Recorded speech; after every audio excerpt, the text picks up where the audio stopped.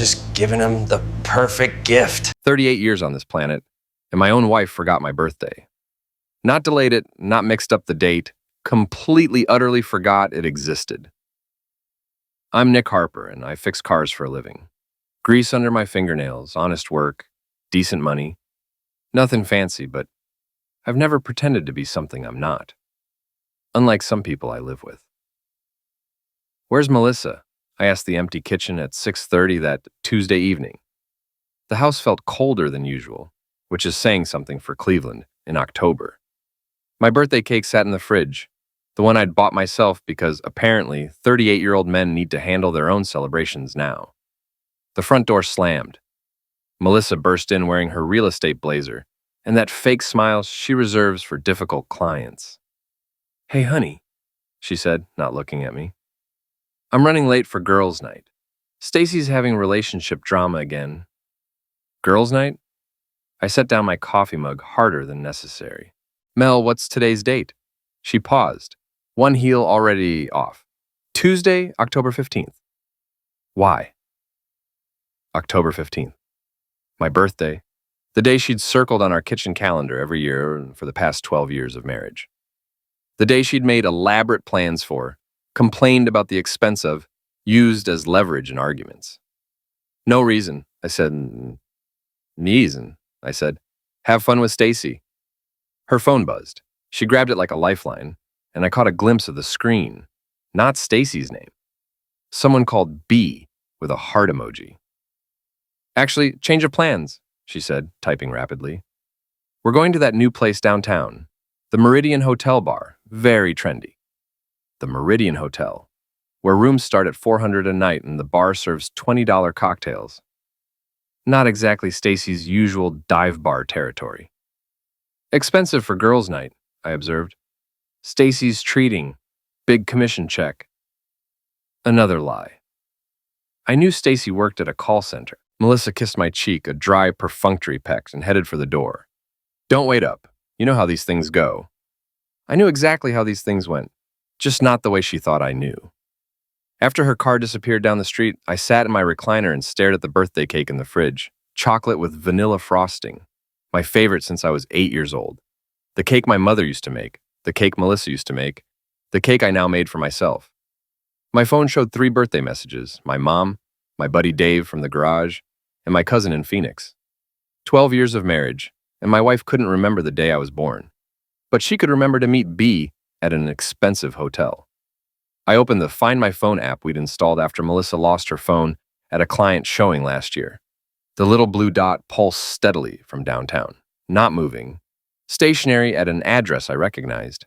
The Meridian Hotel, room 304, if I had to guess, based on the GPS coordinates. Dave answered on the second ring. "Happy birthday, you miserable fool. How's married life treating you?" "Like a root canal without anesthesia," I said. "Want to help me deliver a birthday cake? At 9 p.m. To who?"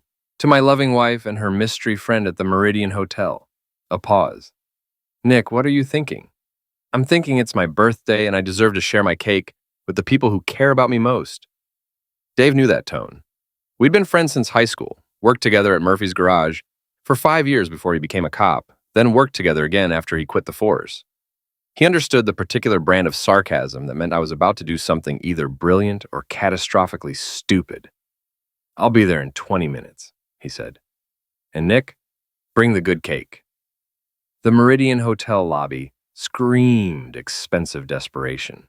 Marble floors, crystal chandeliers, and the kind of furniture that looks impressive but feels like sitting on concrete. The desk clerk, a kid who couldn't be older than 25, wore a name tag reading Trevor and an expression of practiced indifference. "Good evening, gentlemen. How can I assist you?" I set the cake box on the marble counter. "We'd like to deliver this to room 304. Birthday surprise." Trevor's eyes flicked between me, Dave, and the cake box. "I'm sorry, but we can't allow outside food deliveries without prior arrangement with the guest." Dave leaned forward, flashing his old police badge quickly enough that Trevor couldn't read the retired stamp. "Police business.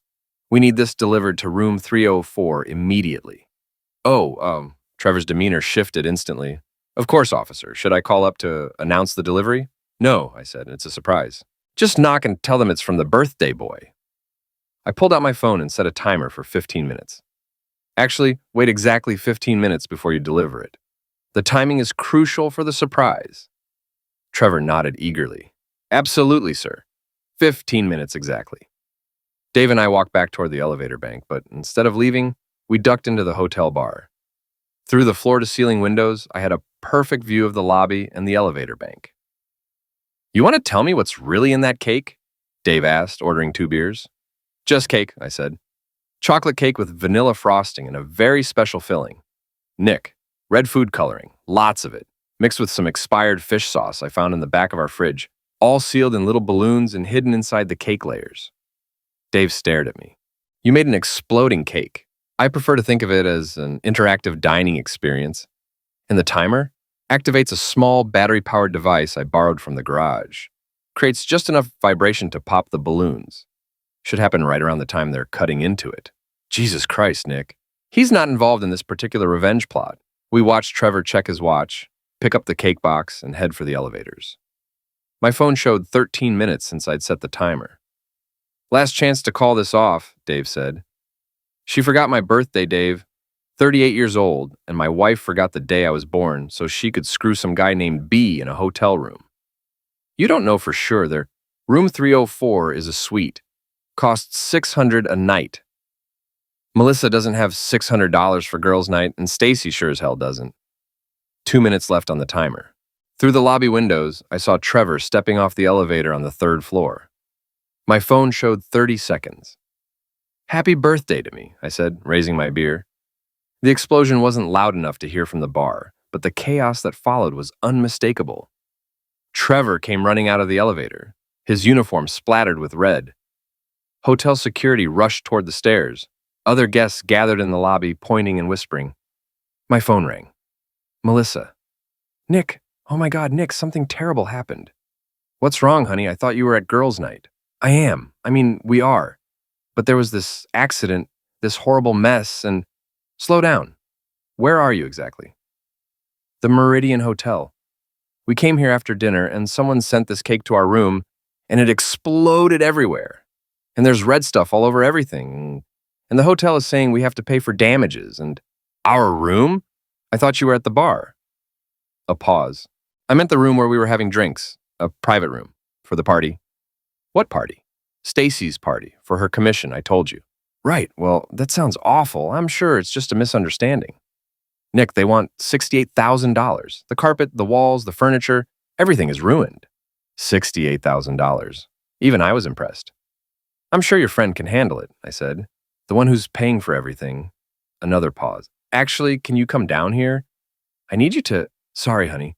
I'm having my own celebration tonight. It's my birthday, remember? I hung up. Dave was grinning. 68,000? I may have underestimated the amount of fish sauce. The next morning brought 17 missed calls from Melissa and a text message that simply read, "We need to talk." I was drinking coffee in the kitchen when she came home at 8 a.m., still wearing last night's clothes. Her hair looked like she'd been through a wind tunnel, and her makeup had migrated to places makeup shouldn't be. Nick, we have a problem. We do? I had a great night, watched the game, ate leftover pizza, went to bed early, very relaxing. She slammed her purse on the counter. Cut the crap. I know you sent that cake. What cake? The exploding cake that destroyed a $68,000 hotel suite. I looked up from my newspaper. Honey, I have no idea what you're talking about. I bought a cake yesterday, but I ate it while watching the game. Chocolate with vanilla frosting, my favorite. The hotel has security cameras, Nick. They'll figure out it was you. Will they? I hope they catch whoever did it. Sounds like a real sicko. Melissa's phone rang. She answered it immediately. Brett, I can't talk right now. No, I told you, I don't have that kind of money. Well, maybe you shouldn't have paid it without talking to me first. Brett. So B had a name. She hung up and turned back to me. Nick, I need you to help me with this. Help you with what? The hotel bill. Brett paid it, but now he wants me to reimburse him, and I don't have $68,000. Why would Brett pay your hotel bill? The question hung in the air like smoke. Melissa's face went through several expressions before settling on defiant. He's a friend, a good friend who is trying to help. Must be a very good friend. Nick, please, Can we just focus on the problem here? The problem is that you forgot my birthday to spend the night in a hotel room with another man. The exploding cake is just karma. I didn't forget your birthday. I walked to the kitchen calendar and pointed at October 15th. Nothing written there. Then I flipped to October 16th, where she'd written Nick's birthday in her handwriting. You're off by a day, sweetheart. Her face crumpled, not with guilt or remorse, but with the realization that she'd been caught in a lie so stupid it couldn't be explained away. It was just one night, she whispered. One night I know about. What's that supposed to mean? It means I'm not as stupid as you think I am. It means I've been watching you lie to me for months. It means I know about the mysterious work emergencies, the girls' nights that last until dawn, and the new lingerie you hide in your gym bag. Melissa sank into a kitchen chair. Nick, I can explain. I'm sure you can. You always could explain things. Remember when you explained why you needed to work late every Tuesday? Or why you suddenly started going to that new gym across town? Or why our credit card bill shows charges at restaurants I've never been to? You've been spying on me? I've been paying attention. There's a difference. My phone rang. Dave, Nick, you need to see the news. I turned on the kitchen TV. Channel 8's morning show was running a story about an unusual incident at the Meridian Hotel, with footage of red-stained hallways and a reporter interviewing the hotel manager. Damages are estimated at nearly $70,000. Police are investigating what they're calling a malicious prank involving an explosive device hidden in a birthday cake. Melissa stared at the screen. They're calling it terrorism. Terrorism seems a bit dramatic for a cake prank. Nick, this isn't funny anymore. If they catch whoever did it, that person will probably be charged with vandalism and property damage, assuming they can prove who did it, which seems unlikely given that it was just a cake delivery. The reporter continued. Hotel security footage shows the cake was delivered by hotel staff, who say they received it from two unidentified men in the lobby. Police are reviewing additional footage and asking anyone with information to come forward. Two men, Melissa said, you and Dave. Dave and I were at Murphy's garage last night. Working late, lots of witnesses. It wasn't true, but it would be by the time anyone asked. Murphy owed me enough favors to cover a simple alibi. What do you want, Nick? Finally, the right question. I want a divorce. 3 days later, I was under the hood of a 2010 Ford Explorer when Dave walked into Murphy's garage, carrying 2 cups of coffee and a manila folder. Your wife's boyfriend is interesting, he said, handing me the coffee. Ex-wife, I filed papers yesterday. Brett Mason, age 42, owns Mason Luxury Motors on the east side. Specializes in high-end used cars, Mercedes, BMW, Porsche, married to Linda Mason, 2 kids in private school. I wiped my hands on a shop rag. Married? Very married, 20 years next month. Linda Mason is a pediatric nurse at Cleveland Clinic, volunteers at the Children's Hospital, coaches her daughter's soccer team. Real pillar of the community type. Does she know about Brett's extracurricular activities? Not yet, but she's about to. Dave opened the folder and spread out photographs on the workbench. Brett and Melissa entering the Meridian Hotel. Brett and Melissa at a restaurant downtown. Brett and Melissa in the parking lot of a Best Western, kissing like teenagers. Where did you get these? My buddy Tony does private investigation work now. Divorce cases, mostly. I told him I needed background on a suspect in the cake bombing. We're calling it the cake bombing now? Channel 8 is calling it that. The story's gone viral. Hashtag cake bombing is trending on Twitter. I flipped through the photos. How long have they been seeing each other? Tony traced them back at least 4 months. Always the same pattern. Expensive hotels, fancy restaurants, shopping trips. Your wife has expensive taste for someone married to a mechanic. She always did. I just never realized I wasn't the one paying for it. Dave pulled out another set of photos. This is where it gets interesting. The new photos showed Brett and Melissa with a third person, a woman I didn't recognize. Who's that? Janet Morrison, real estate attorney, specializes in commercial property transfers. She's been having lunch with your wife every Thursday for the past 6 weeks. Melissa never mentioned any Janet Morrison. That's because Janet Morrison has been helping her research the property records for Murphy's garage. The coffee cup slipped from my hand and shattered on the concrete floor. What? Your wife has been investigating the ownership structure of this place, looking for vulnerabilities, liens, anything that could be exploited in a hostile takeover. Murphy's garage had been in Murphy's family for 40 years. When old man Murphy retired last year, He'd sold it to me and the other senior mechanics as a partnership. It wasn't worth millions, but it was profitable, established, and sitting on prime real estate in a neighborhood that was slowly gentrifying. She's trying to steal my business? Looks like it, and Brett's been financing the legal research. I stared at the photos. Melissa laughing over lunch with Janet Morrison, Brett signing what looked like a check, my wife and her boyfriend planning to destroy my livelihood while I fixed cars and planned birthday celebrations. There's more, Dave said. Brett's been having financial problems. The luxury car business isn't what it used to be, and he's overextended on his dealership loan. He needs a quick score to avoid bankruptcy. And Murphy's Garage is that score. Prime real estate, established customer base, minimal debt. If they could force a sale, they'd make enough to solve Brett's problems and set up Melissa as a property developer. Over my dead body. That might not be necessary. Brett's been sloppy. He's using business accounts to pay for hotel rooms and legal fees. His wife's name is on all the accounts. I looked at Dave. You're thinking what I'm thinking? I'm thinking Linda Mason deserves to know where her money's going. And I'm thinking the IRS might be interested in Brett's creative accounting practices. And I'm thinking Channel 8 might want a follow-up story about the cake bombing sufferers. We grinned at each other. The game was about to get much more interesting. That evening, I came home to find Melissa packing suitcases in our bedroom. Going somewhere?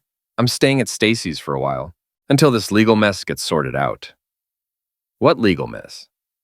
The hotel is suing both of us for the damages. Apparently, since the cake was addressed to me, I'm liable for the destruction. That seems unfair. Brett's lawyer says we can fight it, but it'll cost more in legal fees than just paying the settlement. Brett's lawyer? She stopped packing. He's helping me out of the goodness of his heart. I'm sure he is. Very generous of him. Nick, I know you're angry, but we need to work together on this.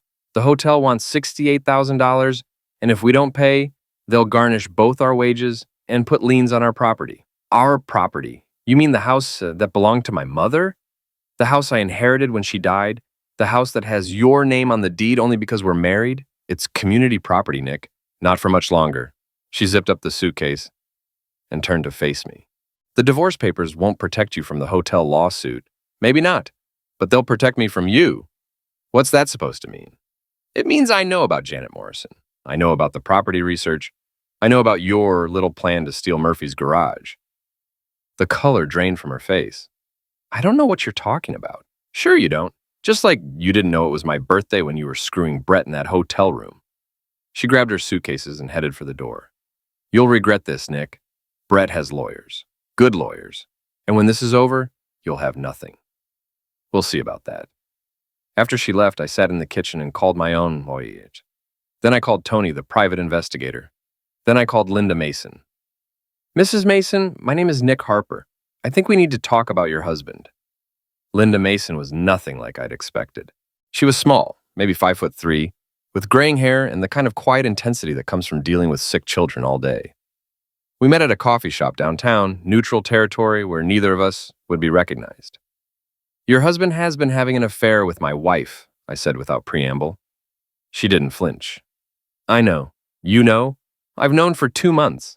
Brett's not as clever as he thinks he is. She stirred her coffee slowly. The question is, what are you going to do about it? I spread Tony's photographs across the table. I was thinking we could do something together. Linda examined each photo carefully. These are very thorough. My friend is very good at his job. Your friend is about to be very busy. She opened her purse and pulled out her own manila folder. I've been doing some investigating of my own. Her folder contained bank statements, credit card bills, and what looked like business contracts, all bearing Brett's signature, all showing expenditures I was sure he hadn't discussed with his wife. $68,000 for hotel damages, she said, pointing to a bank transfer.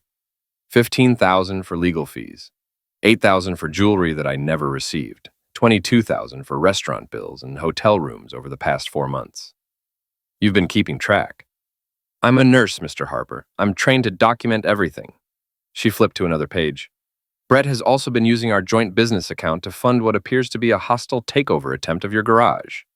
You know about that? I know about all of it. The property research, the legal consultations, the meetings with potential investors. Brett's been planning this for months. Why haven't you confronted him?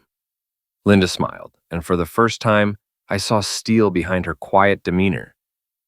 Because I wanted to see how far he'd go, and because I wanted to make sure I had enough evidence to destroy him completely when the time came. And now the time has come. She closed the folder. I've already transferred all our joint assets to accounts he can't access. I've filed for divorce and requested an emergency restraining order. And I've scheduled a meeting with the IRS to discuss his creative accounting practices. I stared at her with new respect. You've been planning this for 2 months, ever since I found the first hotel receipt. She leaned forward. But I need your help with something. Name it. I want to make sure your wife faces consequences too. It's not enough to destroy Brett. She needs to pay for her part in this. What did you have in mind? Linda pulled out her phone and showed me a text message thread. Brett's been texting her about their plans for the garage. Very detailed texts about how they're going to force you out and divide the profits.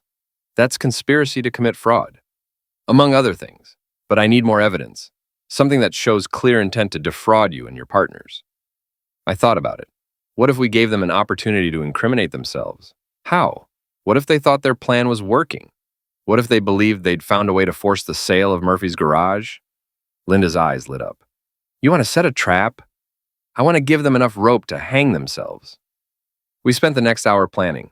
By the time we left the coffee shop, we had a strategy that would expose both Brett and Melissa, protect our respective interests, and ensure that justice was served with a generous helping of public humiliation. The next morning, I called Murphy and the other partners for an emergency meeting. We've got a problem, I told them. Someone's been researching our property records, looking for ways to force a hostile takeover. Murphy, a 70-year-old Irishman who'd been fixing cars since before I was born, listened to the whole story without interruption. When I finished, he was quiet for a long moment. Your wife's trying to steal our garage? Her and her boyfriend, yeah. And you want to let them think they're succeeding? Just long enough to get them on record admitting to fraud. Murphy grinned. I like it. What do you need from us? I need you to act worried, scared even. Let word get around that we're having financial problems, that we might be forced to sell. We can do that, said Jake, one of the other partners. But what's to stop them from actually forcing a sale?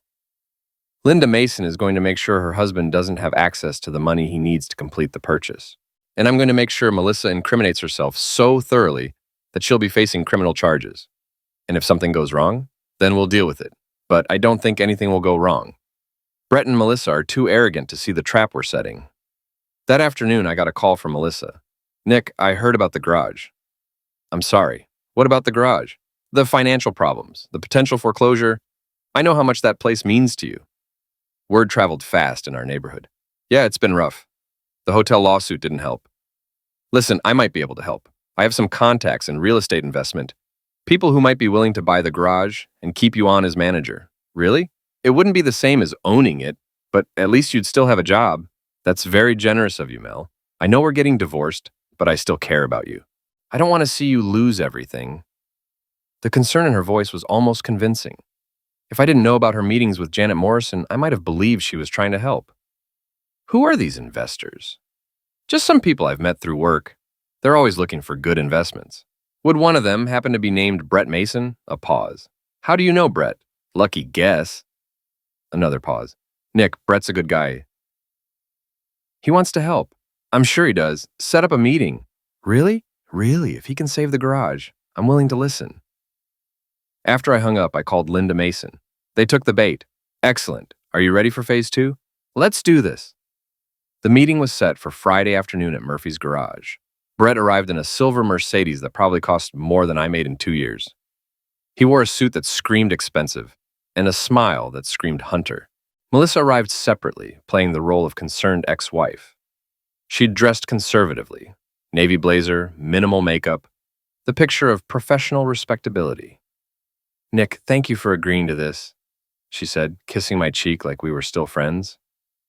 Anything to save the garage. Brett shook my hand with the firm grip of a man who'd been practicing dominance his whole life. Brett Mason, I understand you're in a difficult situation. That's one way to put it. We sat in the garage's small office, surrounded by the familiar smells of motor oil and tire rubber. Brett spread out a folder of documents on the metal desk. I've reviewed your financial situation, he said. The hotel lawsuit, combined with your existing debt structure, puts you in an untenable position. Meaning you're going to lose this place within 6 months unless you take action now. What kind of action? I'm prepared to purchase Murphy's garage for fair market value. You and your partners would be relieved of all debt, and I'd offer you management positions at competitive salaries. What's fair market value? $400,000. I nearly laughed. The property alone was worth twice that, and the business was worth at least another $300,000, but I kept my expression neutral. That seems low. It's a distressed sale, Nick. You don't have the luxury of waiting for a better offer. Melissa leaned forward. Nick, it's a good deal. Brett's being very generous. How exactly do you fit into this, Mel? I'm just trying to help. Brett asked me to mediate because he knows we have history. History, that's one way to put it. Brett pulled out another document. This is a preliminary purchase agreement. Obviously, you'll want to discuss it with your partners, but I need an answer by Monday. Monday? That's pretty fast. I have other investments to consider. This offer won't stay on the table indefinitely. I pretended to study the contract. Can I ask you something, Brett? Of course. How did you know we were in financial trouble? This isn't exactly public information. Brett glanced at Melissa. Word gets around in business circles. What business circles? Real estate investment? Property development? You hear things. From who? Another glance at Melissa. Does it matter? It matters to me. Melissa jumped in. Nick, why are you being so suspicious? Brett's trying to help. Help himself to a $400,000 property that's worth twice that. Brett's smile faltered. The valuation reflects current market conditions and your distressed financial state. Our distressed financial state that you somehow knew about before it became public knowledge. I don't like your tone, Nick. I don't like being manipulated. I stood up and walked to the office window. Through the glass, I could see Linda Mason sitting in her car across the street, right on schedule. You know what I think? I said, turning back to Brett and Melissa. I think this whole thing is a setup. I think you two have been planning this for months. That's ridiculous, Melissa said. Is it? You've been researching our property records with Janet Morrison? Brett's been financing the research. You've been looking for vulnerabilities, ways to force a sale. Brett stood up. I don't have to listen to this. Actually, you do. I pulled out my phone and showed them the recording app. Because everything you've said in the last 20 minutes has been recorded. Melissa went white. You can't record us without permission. Actually, I can. Ohio is a one-party consent state. As long as one person in the conversation knows it's being recorded, and that would be me, it's perfectly legal. Brett lunged for my phone, but I was ready for him. I stepped aside and let him stumble into the desk. Attack and battery, I said. Also recorded. You son of a witch. Now it's verbal misuse. This keeps getting better. The office door opened, and Linda Mason walked in. Hello, Brett. Brett's face went through several expressions before settling on panic. Linda, what are you doing here? Watching my husband attempt to defraud an honest businessman, using money he embezzled from our joint accounts. I didn't embezzle anything. $68,000 for hotel damages, $15,000 for legal fees, $8,000 for jewelry I never received, all from accounts that require both our signatures for expenditures over $5,000. Brett looked around the room like a trapped animal. You signed those authorizations. No, Brett, you forged my signature. I have handwriting analysis to prove it. Melissa finally found her voice. Linda, I think there's been a misunderstanding. The only misunderstanding is that you thought you were smart enough to pull this off. Linda opened her purse and pulled out a thick folder. Bank records showing Brett used marital assets to fund your affair. Credit card statements showing purchases for hotel rooms and restaurants. Text messages between you and Brett discussing your plans to steal Murphy's garage. How did you get our text messages? Brett's phone is on our family plan. I have access to all the records. I looked at Melissa. You know what the funny thing is? If you'd just asked for a divorce, you probably would have gotten half of everything. The house, my share of the garage, our savings. But you got greedy. Nick, please. No. You made your choice when you forgot my birthday to screw another woman's husband. You made your choice when you decided to steal my business. You made your choice when you thought you were smarter than everyone else. Brett made another move toward the door, but Dave stepped into the doorway. Behind him were two uniformed police officers. Going somewhere? Dave asked. You can't arrest us, Brett said. We haven't broken any laws. Conspiracy to commit fraud, said one of the officers. Embezzlement, forgery, identity theft. Should I keep going? Linda handed the officers her folder. Everything you need is right there. As Brett and Melissa were led away in handcuffs, I walked outside and looked at the Murphy's garage sign. The late afternoon sun was hitting it just right, making the faded paint look almost new. Dave joined me on the sidewalk. How does it feel? Like justice. And the garage? Safe. Linda's buying Brett's half of the investment group, and she's agreed to be a silent partner. Turns out she's got a good head for business. And Melissa? Facing 5 to 10 years for fraud and conspiracy. Her lawyer says she might get probation if she cooperates fully and makes restitution, which she can't do because she doesn't have $68,000, which she doesn't have because her boyfriend spent it all on hotel damages from an exploding cake. Dave grinned. You know, when this all started, I thought you were crazy. I was crazy. Crazy enough to think I deserved better than a wife who forgot my birthday and a business partner who wanted to steal my life's work. So what now? Now I go home, order a pizza, and watch the game. Maybe buy myself another birthday cake. Chocolate with vanilla frosting? You know it.